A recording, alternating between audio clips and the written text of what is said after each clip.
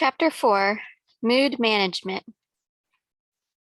Predictable behavioral and mental responses may be induced by direct manipulation of the brain. Jose M.R. Delgado, brain prober. A host of scientists in several countries have been exploring that soft and ghostly grayish blob containing the mind, which Skinner preferred to ignore. And some are becoming more precise behavior shapers than the psychological conditioners. The brilliant, flamboyant, gracious Jose Delgado, a Spaniard, has been in the forefront of those shaping behavior by brain stimulation. He spent many years at Yale University and now directs research at a new institution in Madrid. His strategy of exploration has been to sink long needle-like shafts into every corner of the brain. He investigates the brain of both animals and man. Then he applies electrical or chemical stimulations from the tip of the probing metal and watches what happens. Sometimes what happens is wondrous to behold. Delgado has been particularly ingenious at developing instruments for influencing the brain. Thanks partly to his inventions, there has been an explosive growth of scientific interest in how to modify people by brain stimulation. And independently, there has been an explosive growth in interest about what really goes on inside the brain. The human brain is one of the prime marvels of nature. That 3-pound ball inside your head is vastly more intricate and sophisticated, if less quantitative precise, than a room-sized electronic memory bank. The actual working cells of the brain, the 10 billion or so nerve cells or neurons, weigh only about 6 ounces. Most of the brain consists of about 90 billion glial cells that comprise the jelly-like mortar holding the working nerve cells in place. Some of this human brain is very old, evolved to meet simple animal survival needs. Other portions are quite new and distinctively human. Sometimes the two pull us in conflicting directions, one highly emotional, the other more rational. In the beginning of brain evolution, hundreds of millions of years ago, there was simply a brain stem, a knot of nerve tissue sitting atop the spinal cord. Reptiles have it, and so do we. It mainly handles such basic functions as breathing and pulse rate. As animals became more complex, extra parts were elaborated to handle the increased demands, such as appetite control, sex drive control, and aggression control. Most of these additions are called the limbic system. The old brain is pretty much the same in all mammals, man included. The limbic system's parts contain such picturesque names as amygdala, Greek for almond, hypothalamus, and fornix. This old brain has a lot to do with our emotions. Also in the old part is the cerebellum, which controls muscular coordination in man and mouse. One brain specialist has good-naturedly referred to at the kind of behavior controlled by the limbic system as the 4 F's: fighting, feeding, fleeing, and sex. Most of this old brain is surrounded by the relatively new brain, the cerebrum. This is our thinking cap, particularly its outer cover, the cerebral cortex, and most particularly the front part of the cortex, our frontal lobes. All animals from the fish up have the beginnings of the cerebrum. In primates, it becomes quite substantial, and in man, it is a thick, creviced mass that helps us read, write, make spaceships, and crack jokes. Another interesting point, the cerebrum, which is just under the skull, is divided down the middle into 2 hemispheres. The two are connected by a bundle of nerves. When exposed, the whole looks like a bushy wig combed down the middle. The left hemisphere controls, in general, the right side of the body, and the right hemisphere controls the left side. Scientists have accumulated substantial evidence that dominance by one hemisphere over the other has a lot to do with our talents and personality. Roger Sperry of the California Institute of Technology was a pioneer in this research. He and other scientists have observed the behavior of people who have had their two hemispheres severed for medical reasons. A strongly left hemisphered person tends to be high on logic and verbal skills, whereas a person dominated by the right hemisphere tends to be more creative, intuitive. The right hemisphere of a typical adult has the sentence forming ability of a 5-year-old child. When the hemispheres are severed, the person often seems to have two different personalities. The above pattern of contrasting hemispheric roles applies to handers, that is, to most of us, and to some of the 1 in 10 who are left-handed. But for those who are biologically left-handed, the pattern seems to be reversed. Scientists are now looking into the possibility of shifting the dominance from one hemisphere to the other. If they are eventually successful, we will conceivably be able to change our personalities on request. One problem facing potential behavior shapers is that a single area of the brain may play a part in controlling several types of behavior, and few of our functions are totally controlled by any one brain area. A. Roy, John of the New York Medical College, has been studying brain activity by recording the electrical rhythms in many parts of the brain while learning is taking place. He recently asserted, "My research leads me to believe that vast regions of the brain are involved in every thought process, although some parts are more involved than others." Added to all this and the fact that human heads shapes are vary considerably, which somewhat complicate precision in probing. However, as Delgado explained to me, scientists have found landmarks that show up in X-rays as reference points, regardless of head shape. He states the brain is like an ocean through which, by relying on instrument guidance, we can navigate without visibility and reach a specific destination.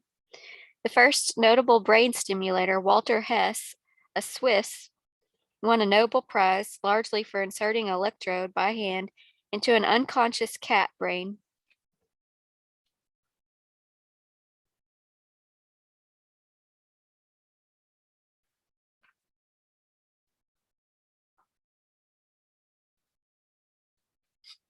When the cat awakened, it wasn't particularly aware of the electrode, but when there was a mild electric stimulation, the cat went into a rage. The modern instrument guidance Delgado referred to is provided by a stereotaxic device that locks the head into place in relation to a metal arm holding the long needle to be inserted.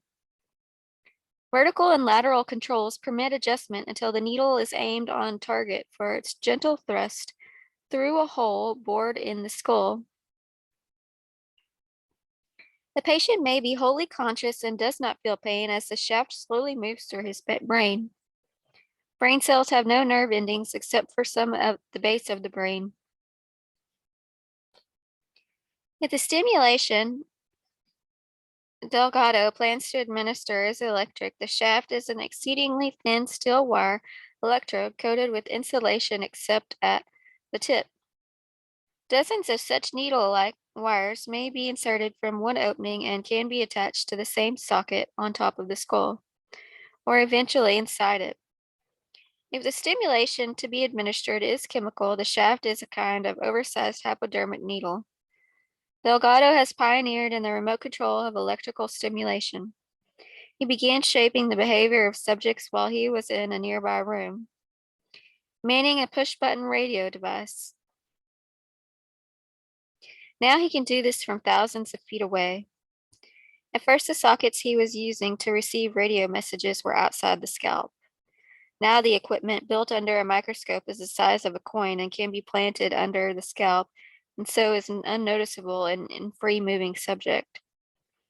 Also, the device not only receives instructions, but broadcasts back the subject's reactions.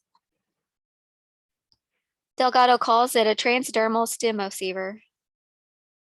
A very recent refinement still being perfected is for the information being received back from inside the brain to go to a tiny computer. This computer is being programmed to recognize abnormal brain wave activity. There is now the possibility of forestalling epileptic seizures. The epileptic would wear one of these computers either inside or outside his brain, the computer would recognize the beginning of epileptic seizures in time to trigger a counterattack. This could be the electrical or chemical stimulation of a control organ in some other part of the brain.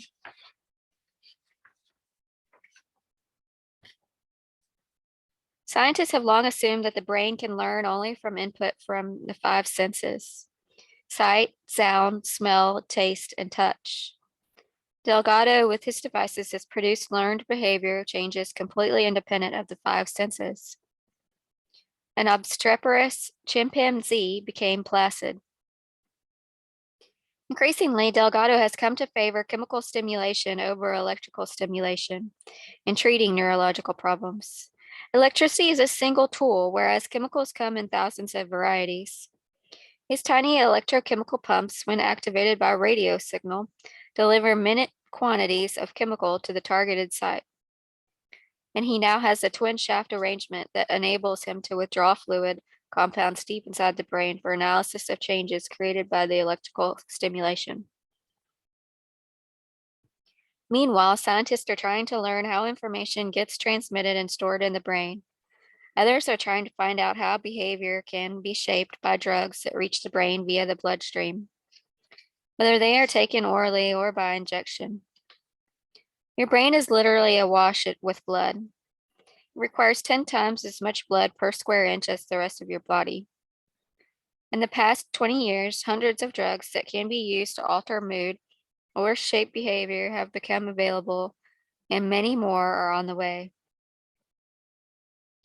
These psychotropic drugs can steam you up or calm you down, make you gloomy or gay, make you weep, throw you into a talking spree, make you docile, make you promiscuous, befuddle or immobilize you, make you think you can walk through a roaring traffic without getting hurt. Most of the chemicals used to influence the brain are aimed at affecting brain substances believed to be critical as transmitters of information and sensations. Prominent among these transmitters are acetylcholine, serotonin, and norepinephrine. Some scientists are so confident of the manipulative powers of the new drugs that they are making startling statements. When Kenneth B. Clark gave his presidential address to the American Psychological Association in 1971, he called for research on how chemically to control the behavior of powerful political leaders.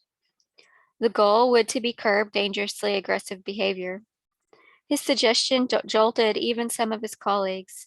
Powerful political figures such as the chief of state and military chiefs might be happy to improve their control over the behavior of subordinates or the masses, but they might resist the use of controls on themselves. Consent to being controlled could, of course, be made a part of their oaths of office. Clark later explained that what inspired his proposal were the findings from recent neurophysiological, biochemical, psychopharmacological, and psychological research. And he told an American Psychological Association official, "I really was surprised at the number of my colleagues who still held firmly to a concept of man as having an untouchable spirit, an area of his being that should not be discussed in terms of scientific control. That disappointed me." Apparently, they hadn't fully grasped the message about the new plasticity of man. Here are some kinds of manipulation of mood or behavior that scientists hope to achieve by stimulating the brain. Turning on aggressiveness or pacifism. A number of years ago, Delgado began mapping brain areas which, if electrically stimulated, cause quarrelsome animals to turn into placid ones.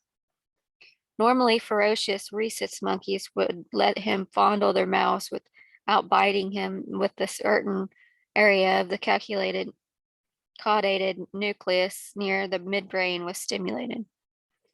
And under stimulation, a cat was induced to a cringe from a mouse.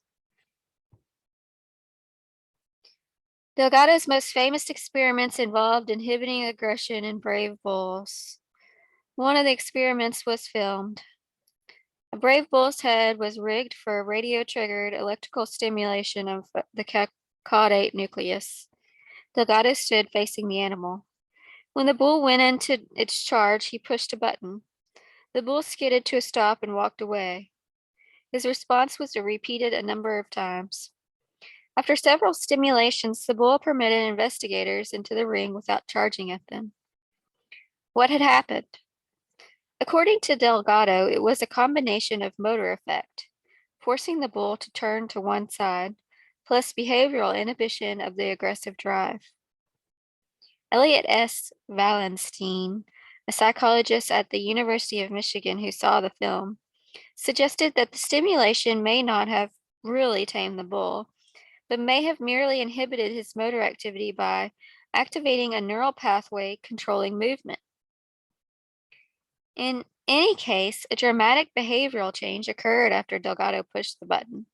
In alluding to Wallenstein's speculation, Delgado told me that it is, in more than 20 years of experimenting, he found that caudate stimulation has inhibited aggression in all species studied,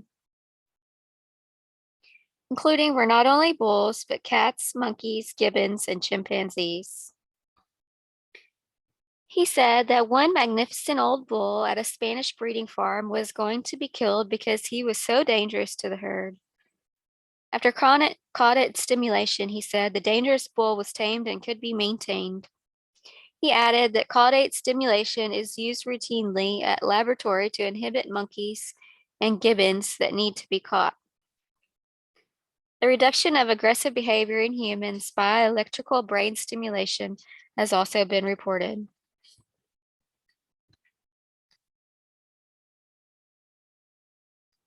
Delgado has described a case involving a mentally disturbed person who habitually launched physical attacks upon members of his own family. After repeated stimulation of his amygdaloid nucleus, the attacks were considerably diminished.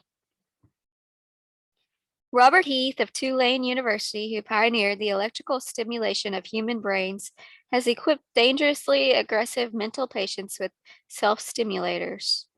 A film shows a patient working himself out of a violent mood by pushing his stimulator button. Mechanisms that initiate violence are believed to be located in or near the old brainstem. Delgado has induced ferocious behavior in a peaceful colony of caged gibbons by stimulating their central gray matter near the brainstem. And Wilhelm Umbach, a neurosurgeon at the Free University in Berlin, has reported that aggressiveness in already aggressive patients was increased by stimulating the nucleus of the amygdala. Delgado makes important qualifications about his ability to incite aggressiveness. He has found that the particular situation can make a big difference. And Umbach's findings would seem to support this because the same type of stimulation did not provoke aggression in non-aggressive patients. One of the events that caused Delgado to be cautious was an experiment involving a male monkey.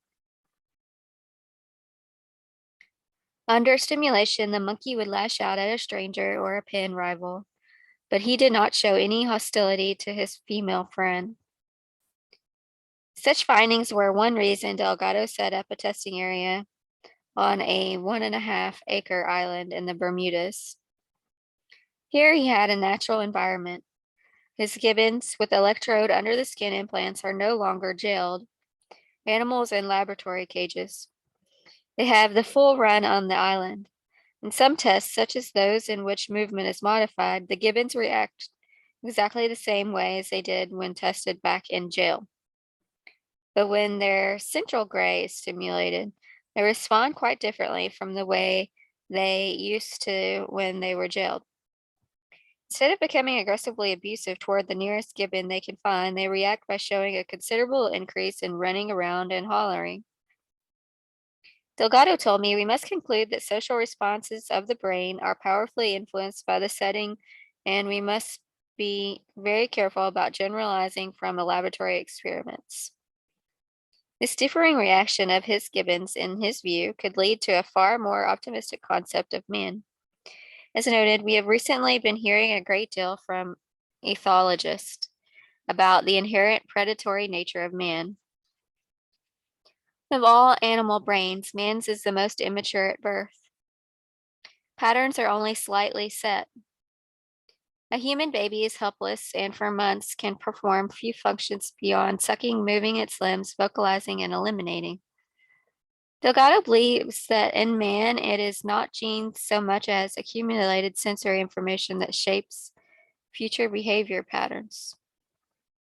We have been talking only about the effect of electrical stimulation on aggression. What about chemicals? Are there actually potential peace pills which we could give leaders to keep them from provoking dangerous confrontations?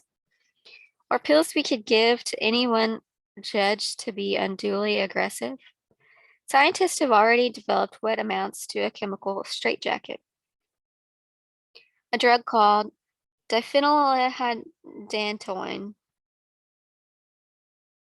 that's spelled Diphenylhydantoin. Diphenylhydantoin has been under investigation as specified relief for electrical brain disorders that can produce psychotic aggressiveness. One problem in trying to find any single anti-aggression pill is that aggressiveness can develop for several different physiological reasons. A provocative finding, however, was reported in Science by a team of psychologists at Princeton University. They found that aggression, at least in rats, could be both turned on and turned off chemically. Some rats are naturally pacifists, as far as mice are concerned. Others are natural instinct killers. The scientists chose for the experiment rats who were either extremely aggressive or extremely pacifist. Each chosen killer had, after spotting a mouse introduced into its cage, taken less than 2 minutes to dispatch it. When a drug called carbachol was injected into the lateral part of the hypothalamus of the 12 pacifist rats, they all became mouse killers. Carbachol is believed to activate acetylcholine, the brain transmitter substance. Another drug, atropine methyl nitrate, which inhibits acetylcholine, had the opposite effect. In 5 out of 6 cases, when it was injected into the same part of the hypothalamus of the killer rats, they let the mouse scurry about unharmed for as long as an hour. The investigator cautioned against assuming that you could get the same turn on, turn off of aggression in man with the drugs. But they did note that a similar system may exist in other species. This raises the practical possibility that pharmacological manipulation of such a system could be used in treatment of pathological aggressive behavior. Findings such as theirs have caused scientists to contemplate the manipulative possibilities of chemicals that would incite or inhibit aggression in man.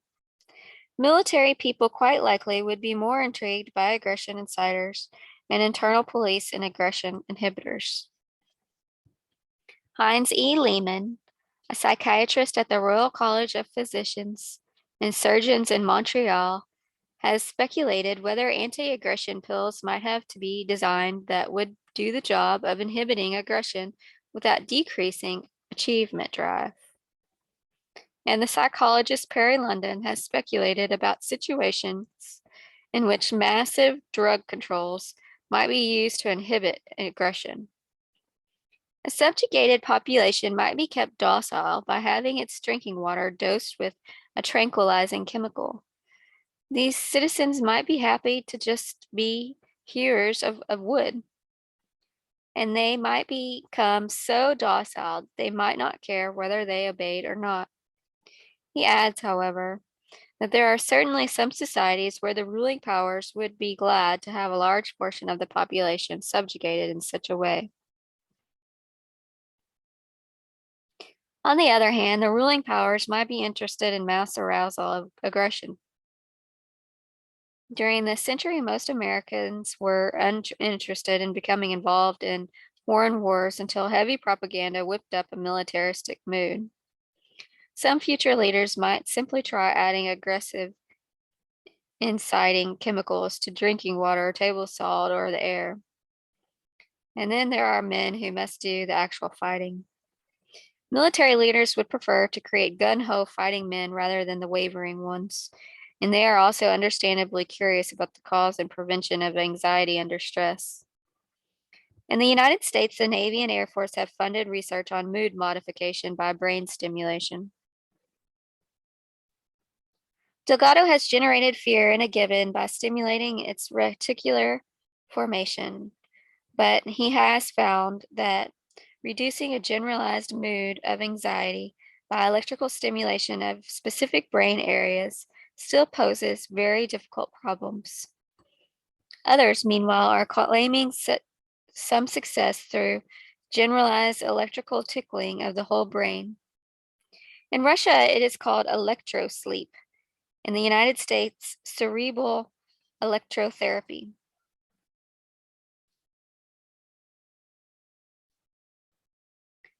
Usually, 4 electrodes are clamped to the head of the patient who is in a resting position.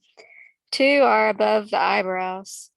2 are behind the ears. At most, the patient feels a slight tingle while being treated for about a half hour. Often he seems to doze.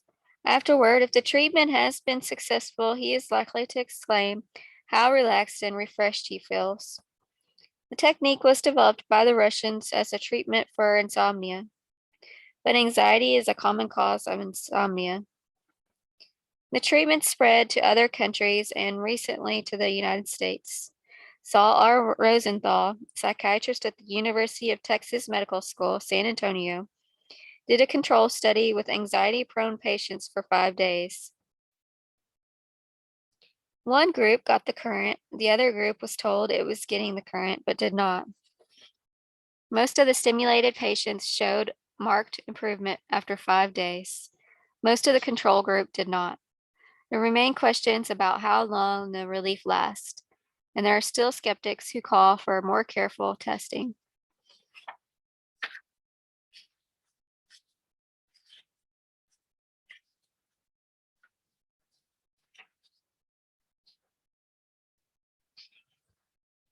Meanwhile, we have seen in 2 decades a fantastic growth in the use of anti-anxiety drugs. They go under the seductive name of tranquilizer. Tens of millions of people in the Western world use them every day. One of 3 drug prescriptions most prescribed in America, 2 are tranquilizers. Most of these pills sedate in much the same way that alcohol does. Strong anti-anxiety drugs like the atiractics have a good record of helping get mental patients out of straitjackets. Often the patients become calm enough to be sent home. The drug companies' ardent enthusiasts of the plasticity of man concept have been making much of their fortunes from the so-called minor or weak tranquilizers. These have become the pablum that doctors feed to unhappy, lonely, anxious patients who show up at their offices for largely non-medical reasons. These people constitute more than half of all patients. Many of the drug companies, in their ads aimed at doctors, have been giving doctors clues on how to get these patients out of the office quickly and perhaps still collect a fee. The Journal of American Medical Association carried an ad showing a woman sadly pondering her face and asking, "Am I old?" The message to the doctors was, in the face of obvious decline, anxiety is often seen as reactive depression. Triavil treats both. And the American Journal of Children carried a large advertisement showing a tearful little girl. The message to the doctors: school the dark separation dental visits monsters, the everyday anxieties of children sometimes get out of hand. A child can usually deal with his anxieties, but sometimes the anxieties overpower the child. Then he needs your help. Your help may include Vistaril. Testimony before the United States Senate alleged that the so-called anti-anxiety drugs are the most overprescribed of all psychoactive drugs. How effective are the minor tranquilizers? A report titled Medical Intelligence in the New England Journal of Medicine answered, not very. Perhaps a little better than sugar pills. It stated, a number of well-designed controlled studies have failed to show consistent differences between drug and placebo therapy of anxiety. It should not be assumed, however, that a sugar pill has no effect. A Canadian psychologist at McGill University found that the placebo effect can be astonishingly powerful. This is particularly true when it's given to anxious people who have confidence in their doctors. In the New England Journal of Medicine report, the minor tranquilizers that have the most medical backing were said to be benzodiazepines. Another approach to converting anxious people into calm people is the use of the glamour machine of the 1970s, biofeedback. I will describe its uses in more detail in Chapter 25. Biofeedback machines are like mirrors that let you see instantly what is going on inside some part of your body. There are machines, for example, that record muscular tension. The most publicized let you see your brain waves in action. If we are concentrating on a problem or are tense or anxious, our brain waves tend to be very rapid jiggles, up to 28 or more cycles per second. Those are called beta waves. If we are relaxed and calm, the waves become slower, 8 to 13 cycles per second, and are also bigger. Those are called alpha waves. If we get really deep into reverie, the waves get even slower and bigger, theta waves, until we fall asleep. In deep sleep, we drop into delta waves, less than 4 cycles per second. These brain waves carry electrical power. Barbara Brown of the Veterans Administration of Hospital in Sepulveda, California, demonstrates this to skeptics with a toy train wired to a person's head. When she turns onto the electrical power of the brainwaves, the train starts up. By beeps, hums, or flashing colors, biofeedback machines give us instant information on the bodily activity being monitored. Take brainwaves. The machine may be set to record beta waves as beeps and record alpha waves as hums. If we are tense and anxious, the beeps will predominate, but still there will be occasional hums. If we sit quietly with eyes closed for an hour and rejoice when we hear a hum, we may well find that we have shifted gradually from a predominantly beta to a predominantly alpha state, and that we do indeed feel less anxious. While the brain wave biofeedbacks have gotten the most attention, some investigators favor muscular activity feedback machines. They are a more direct and accurate indicator of tension. They can be carried readily on the body. One way our bodies reflect the stress of anxiety is by teeth grinding or bruxism. This usually occurs totally without our awareness and causes dental damage. A Claremont College psychologist, John D. Rue, rigged up for a group of dental patients portable machines that could be worn under the clothing to record muscular tension. All the patients were suffering from the ravages of teeth grinding.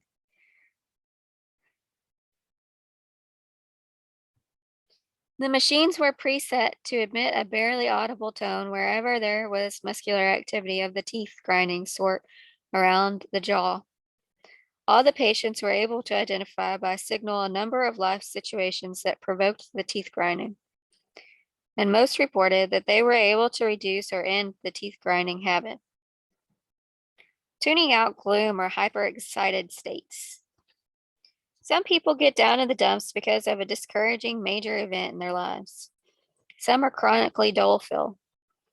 We all have mood swings, but there are those who fall into a more or less chronic state of alternating between deep melancholy and an excited, euphoric mood.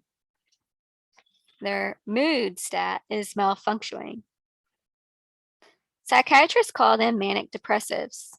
Some investigators think those swings are related to the level of noradrenaline at certain brain sites.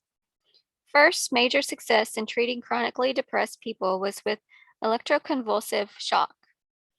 Initially, it was a rugged remedy.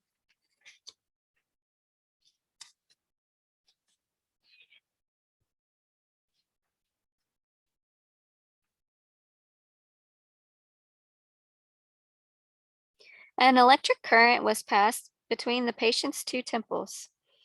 The convulsion that followed was sometimes so violent that bones were fractured. Today, when with anesthesia and muscle relaxing drugs, the treatment is less dreadful. It usually relieves depression instantly and for several months. The patient is a bit disoriented for a week or so. So serious side effects come only when he is subjected to repeated course. Then there may be a loss of mental capacity and the emergency of rigid personality. Meanwhile, a large number of antidepressant drugs have appeared and are widely prescribed. The efficacy of some has been about the same as placebos, but those of tricyclic class like imipramine seem to be as effective as shock, and of course are easier to take.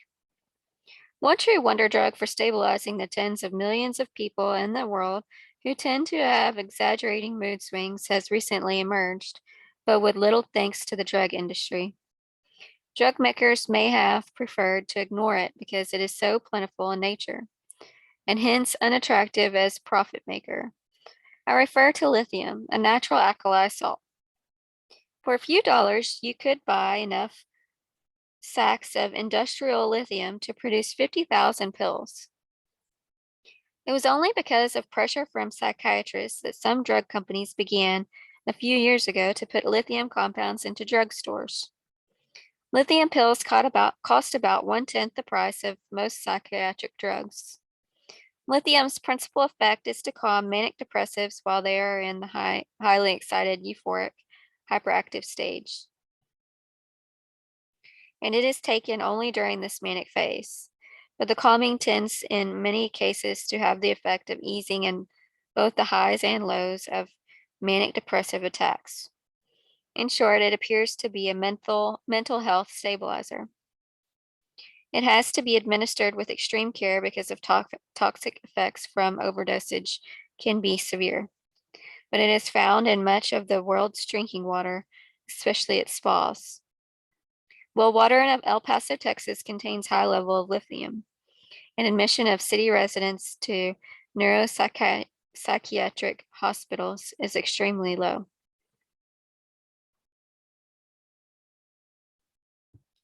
A biochemist at the University of Texas was impressed by the relationship between lithium levels in the drinking water of dozens of Texas cities and mental hospital admissions from those cities. The renowned psychiatrist Nathan S. Klein of Rockland State Hospital in New York asked why we should not add lithium as well as fluorides to drinking water. It would seem logical to do so. He thinks if it can be established that our normal feelings would not be altered. A different kind of dramatic mood swing, one that scientists have learned to create, involves our psychic energy. Uppers or speed, such as amphetamines, literally speed up greatly the firing of neurons in the arousal part of our nervous system. We feel charged up, often dangerously so.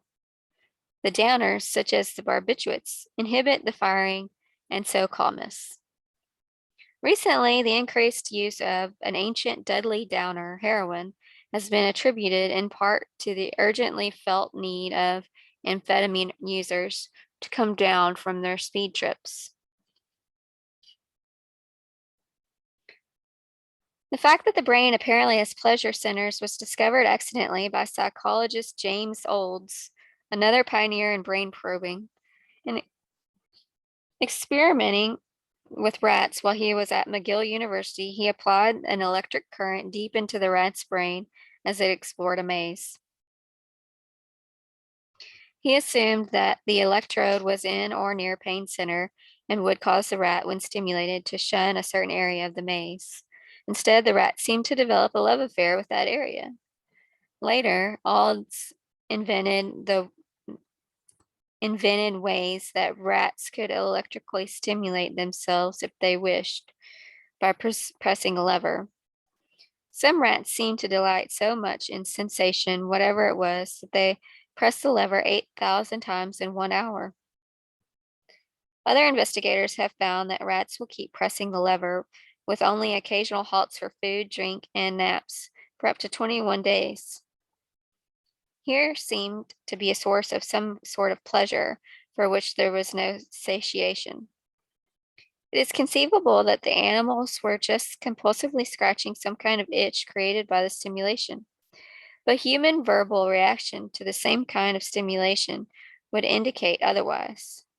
Humans have more complex brains, and a wider range of emotional reactions have not matched the rats in obsessive pursuit of electrical delight. But we do have pleasure centers in the brain, and the pleasure involved often appear to have sexual overtones. A male interviewer on Delgado's team talked with 3 different epilepsy patients on several occasions, while each was having one of his temporal lobes electrically stimulated. 2 of the patients were young women. One was an 11-year-old boy. All expressed pleasure. One of the women, normally quite prim, started giggling because flirtatious and finally expressed a desire to marry the interviewer. The second woman, who was new to the interviewer, became extremely talkative, expressed fondness for him, and kissed his hands.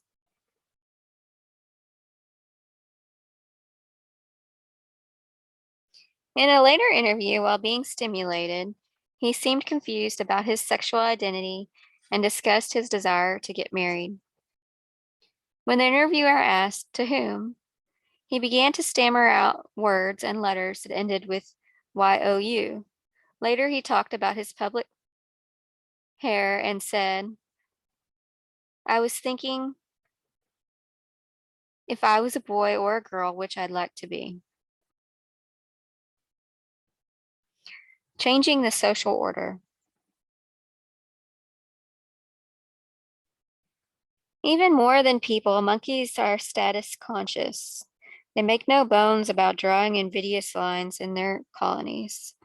Each monkey knows its rank and who in the colony it must defer to at the food tray in sexual coupling and in choosing a perch. The monkey at the top of the social order achieves its position by aggressiveness and maintains its by bullying. The chief, usually a big male autocrat, expects more deference than an oriental potentate. He stares directly at his subjects, but they glance only furtively at him. They venture only by his invitation into the large part of the cage he has appropriated for himself. How an individual monkey will respond to electrical stimulation of its brain is influenced by its status. Detlev Plug of the Max Planck Institute for Psychiatry in Munich found that in a clearly ordered colony of squirrel monkeys, response to identical stimulation varied from individual to individual depending upon its rank, sex, and role. Delgado found much the same when scrambled the social orders by reassigning monkeys to various cages. In one cage, a female named Lena was the lowest ranking of the 4. As a general rule, Delgado was found that stimulating an area of the thalamus tends to induce hostility. When she was so stimulated, she showed agitated behavior, but whatever hostility she felt, she kept in check. She attacked another monkey only once, whereas she was attacked 24 times. Later, she was put in a cage where Delgado knew she would be at least number 2 in status. In the new setting, with the same stimulation, she attacked other monkeys 79 times and was not threatened at all. Experimenters at the United States Yerkes Regional Primate Center have found that they can make one male after another the dominant one in a group. They do it by electrically inhibiting the others.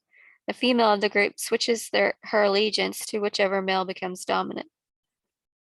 Perhaps Delgado's most fascinating experiment was when he maneuvered the real palace revolution by remote control. A male monkey called Ali had established himself as the tranquillant autocrat of a well-ordered colony of 7 monkeys. He commandeered 2/3 of the cage as his private territory. From another room, the Delgado group, with camera running, radioed electrical stimulation to Ali's caudate nucleus. The aim was to block out his aggressiveness rather quickly. Ali stopped his pacing and growling. He settled down, became benign and contemplative. And rather quickly, the other monkeys sensed that something fantastic had happened. Soon they were crowding about Ali without fear, and he didn't seem to mind.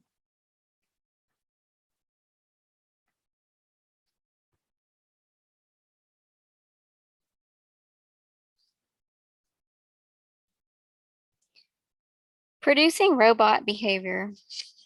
In some of his preliminary testing with several brave bulls, Delgado triggered a variety of stereotyped physical movements. He calls to a bull to move in a circle, to turn its head, to lift a certain leg, and to utter moo. The latter so intrigued him that he repeated the stimulation 100 times. 100 consecutive moos were uttered. With humans, he and his associates have stimulated several areas involved in motor activity. They were able to evoke cries of sustained vowel sounds. He caused one woman patient in his group, when she was alone in her own room, to turn her head and move her body as if she were looking for something. This was repeated. When she was asked what she was doing, the woman always had a plausible explanation. Apparently, she had no idea that she was responding to the electrical stimulation of her brain. Her answers were, "I'm looking for my slippers," or "I heard a noise," or "I am restless," or "I was looking under the bed." In monkeys, Delgado has triggered complex movement patterns in short order.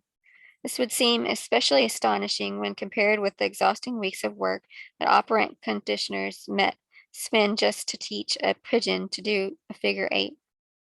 Same difficulty arises if you try to train an animal to walk by attaching wires to the nerve bundles that activate its muscles. More than 100 wires would have been used. But apparently, when you wire up to a brain structure, the brain has the sophistication to handle the whole series of actions as a pattern.